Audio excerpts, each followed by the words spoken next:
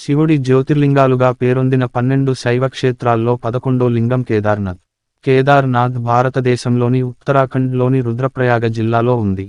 హిందువులు పవిత్రంగా భావించే చార్ ధామ్ యాత్రలో యమునోత్రి, గంగోత్రి, కేదారనాథ్, బద్రీనాథ్ భాగంగా ఉంటాయి. భక్తులు ముందుగా యమునోత్రితో. కేదార్నాథ్ భారతదేశంలోని ఉత్తరాఖండ్లోని రుద్రప్రయాగ జిల్లాలో ఉంది. హిందువులు పవిత్రంగా భావించే చార్ ధామ్ యాత్రలో యమునోత్రి, గంగోత్రి, కేదారనాథ్, బద్రీనాథ్ భాగంగా ఉంటాయి. భక్తులు ముందుగా యమునోత్రితో చార్ ధామ్ యాత్రను ప్రారంభించి, పైన పేర్కొన్న క్రమంలో బద్రీనాథ్తో ముగిస్తారు. ఈ కేదార్నాథ్ యాత్ర చాలా ఆనందం కలిగిస్తుంది. గంగోత్రి నుంచి భక్తులు శ్రీనగర్, రుద్రప్రయాగ, గౌరీకుండ్ మీదుగా మూడో క్షేత్రమైన కేదార్నాథ్కు చేరుకుంటారు. ఇదొక జ్యోతిర్లింగ క్షేత్రం. సముద్రమట్టానికి 3584 మీటర్ల ఎత్తులో హిమాలయాలలో ఉంటుంది. దీని గురించి స్కంద పురాణంలో చెప్పబడింది. మరి ఈ ఆలయం విశిష్టత ఏంటో తెలుసుకుందాం. గంగోత్రి దర్శనం తర్వాత యాత్రికులు కేదార్నాథ్ యాత్రకు పయనమవుతారు. గంగోత్రి నుండి ఉత్తర కాశీ మీదుగా వాహనాల్లో రుద్రప్రయాగ చేరుకోవచ్చు. కేదార్నాథ్ వెళ్లే మార్గంలో మోటారు వాహనాలు వెళ్లగల చివరి ప్రదేశం గౌరీకుండ్. ఇక్కడి నుండి నడిచి లేదా గుర్రాల మీదగాని కేదార్నాథ్కు చేరుకోవచ్చు. గౌరీకుండ్ నుండి కేదార్నాథ్కు సుమారు 14 కిలోమీటర్ల దూరం. దేశంలో జ్యోతిర్లింగాలుగా పేరు పొందిన 12 శైవ క్షేత్రాల్లో 11వ లింగం కేదార్నాథ్.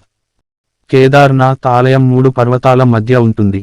వాటిపైన గాంధీ సరోవర్ అనే పెద్ద సరస్సు ఉంటుంది. అక్కడి నుండి కరిగే మంచు 3 పాయలుగా చీలి కేదార్నాథ్ ఆలయం చుట్టువైపుల నుంచి కిందకు సాగి మందాకినిగా రూపుదాల్చుకుంటాయి. అద్భుతమైన మందాకిని నది ఆలయానికి సమీపంలో ప్రవహిస్తుంది.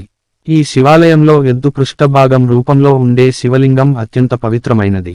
ఈ స్వామివారు 6 నెలలు మానవుల పూజలను అందుకుంటే మిగిలిన 6 నెలలు దేవతల పూజలు అందుకుంటారు. ఈ కేదారేశ్వర ఆలయం మేష సంక్రమణం రోజున అంటే సూర్యుడు మేషరాశిలో ప్రవేశించే రోజున తెరుస్తారు.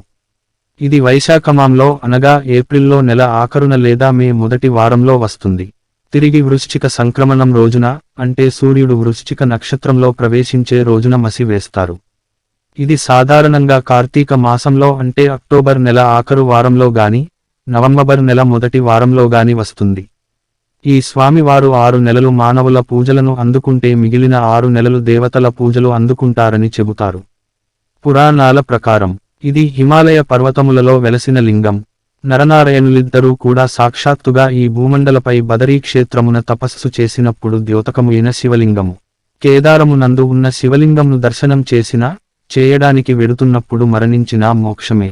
బదరీ క్షేత్రమునకు అవతలి వైపు హిమాలయాల్లో కేదారేశ్వరంలో నరనారాయణులు ఒక పార్థివ లింగను ఉంచి ఆరాధ చేస్తుండేవారు. మట్టితో చేసి ఈ శివలింగంను వారు సాక్షాత్తు ఈశ్వరుడని అని నమ్మి శివలింగమునకు అర్చన చేస్తున్నారు. అప్పుడు ఆ శివలింగంలోంచి పరమశివుడు ఆవిర్భవించి మీరు చేసిన పూజకు నేను ఎంతో పొంగిపోయాను. ఇంత చల్లటి ప్రాంతంలో ఇంత తపస్సులో పార్థివ లింగంకు ఇంత అర్చన చేశారు. మీకేమి కావాలో కోరుకోమని అడిగారు. అప్పుడు వారు స్వామి ఇక్కడే ఈ బదరీ క్షేత్రమునకు అవతలి వైపు హిమాలయ పర్వత శృంగముల మీద నీవు స్వయంభువ లింగమూర్తివై వెలసి లోకమును కాపాడు అని అడిగారు. వారి కోరిక ప్రకారం స్వామి అక్కడ వెలిశాడు. అత్యున్నతమైన 12 జ్యోతిర్లింగాలలో ఇది మొట్టమొదటిది. అతి పురాతన శివలింగాలలో ఇది ఒకటిగా వెలుగొందుతున్నది. కేదార్నాథ్ ఆలయం ఆది శంకరులచే 8వ శతాబ్దంలో నిర్మించబడిన శివాలయం.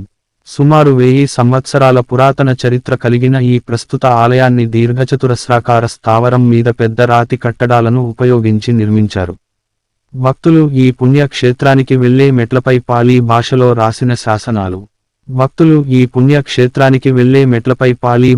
రాసిన శాసనాలు ఎన్నో ఉన్నాయి. ఆలయంలోకి ప్రవేశించగానే ముందు భాగంలో ఒక చిన్న ముఖమంటపం ఉంది. ముఖమంటపం దాటి లోపలకు వెళితే గర్భాలయం వస్తుంది. ఈ గర్భాలయం సుమారు 25 అడుగుల చదరంగా విశాలంగా ఉంది. ఎడమవైపు గోడలో బదరీనారాయణుని యొక్క మూర్తి ఉన్నది. స్థల పురాణం ప్రకారం ఈ కేదార్నాథ్ ఉన్న ప్రదేశానికే కాక బదరీనాథ్ ఉన్న ప్రదేశానికి కూడా ఈ కేదార్నాథుడే అధిపతి. బదరీనాథుని మూర్తి. నరనారాయణులు ఈ ప్రదేశానికి వచ్చి ప్రస్తుతం బదరీనాథ్ ఉన్న ప్రాంతం తాము తపస్సు చేసుకోవడానికి అనుకూలంగా ఉందని భావించి దానికి ఈ కేదార్నాథుని అనుమతి పొంది తపస్సు ఆచరించారట. ఆ కారణం చేతనే ఈ ఆలయం లోపల బదరీనాథుని మూర్తి ఉన్నదని కొంతమంది అభిప్రాయం. త్రిగుణాకారుడైన ఈ స్వామిని దర్శించినంతనే గర్భాలయానికి మధ్యలో సుమారు 8 అడుగుల చదరంగా ఉన్న పానవట్టంలో కేదారేశ్వరుని లింగమూర్తి ఉన్నది. స్వామి త్రిగుణాకారంలో స్వయంభువుగా లింగరూపంలో కేదారేశ్వరుడిగా కొలువై పూజింపబడుతున్నారు. ఈ విగ్రహమూర్తి ఆకారం కొంచెం మార్పుగా ఉంటుంది. మామూలుగా మనం చూసే శివాలయాలలో లింగాకారంలా ఉండదు. 3 అడుగుల ఎత్తు ఉండి ఉపరితలం నున్నగా కాకుండా గరుకుగా ఉంటుంది. ఆలయంలోనికి ప్రవేశించిన తర్వాత కుడిపక్కన గణేశుడు, ఎడమపక్క పార్వతీదేవి, వెనుకవైపు శ్రీ కేదారేశ్వర స్వామి వారు ఉన్నారు. త్రిగుణాకారుడైన ఈ స్వామిని దర్శించినంతనే అన్ని కష్టాలు మరిచిపోతారు. ఈ యాత్ర వల్ల సర్వ పాపాలు తొలగిపోతాయని భక్తులు విశ్వసిస్తారు. ఈ ఆలయం వెనుకనే ఆదిశంకరాచార్యుల సమాధి మందిరం ఉంటుంది. శంకరాచార్య ప్రముఖ హిందూ మత మహర్షి అద్వైత వేదాంత యొక్క అవగాహన వ్యాప్తి కొరకు కృషి చేశారు. ఆయన 4 ధామ్ కనుగొన్న తరువాత ఈ నిర్దిష్ట ప్రదేశంలో 32 ఏళ్ల వయస్సులో సమాధి అయ్యారు. పూజలు. కేదారేశ్వర స్వామి 2 సార్లు 2 విధాలుగా పూజింపబడుతాడు. ఉదయం బాలభోగ్ అష్టోత్తరం, మహాభిషేకం మొదలైన పూజలు ఎన్నో చేస్తారు. ఇలా ఉదయం పూట జరిగే పూజలను నిర్వాణ పూజ అంటారు. కేదార్నాథ్ ఆలయం మధ్యాహ్నం 1 గంటకు మూసివేసి తిరిగి సాయంత్రం 4-5 గంటల మధ్య తెరుస్తారు. సాయంత్రం జరిగే పూజను శృంగార పూజ అంటారు. సాయంకాలం నుండి రాత్రి వరకు స్వామి వారిని అందమైన పూలతో అలంకరిస్తారు. కేదార్నాథ్లో 4 లేక 5 గంటలకే చీకటి పడుతుంది. చీకటి పడిన తర్వాత ఆలయం ప్రాంగణం అత్యద్భుతంగా ఉంటుంది. కేదారేశ్వర స్వామి వారికి 6 గంట నుండి 7 గంటల వరకు విశేష హారతిని ఇస్తారు. ఆలయం లోపల హారతిని ఇస్తుంటే ఆలయం వెలుపల సాధువులు శంఖం పూరిస్తుంటారు. రాత్రి సమయంన స్వామివారికి అర్చనలు ఉండవు. అలంకార మూర్తుడైన స్వామి దర్శనం మాత్రమే లభిస్తుంది. ఎలా వెళ్ళాలి? వాయు మార్గం. కేదార్నాథ్కు సమీప ఎయిర్పోర్టు సుమారు 183 కి.మీ.ల దూరంలోని డెహ్రాడూన్లోని జాలీ గ్రాంట్ విమానాశ్రయం.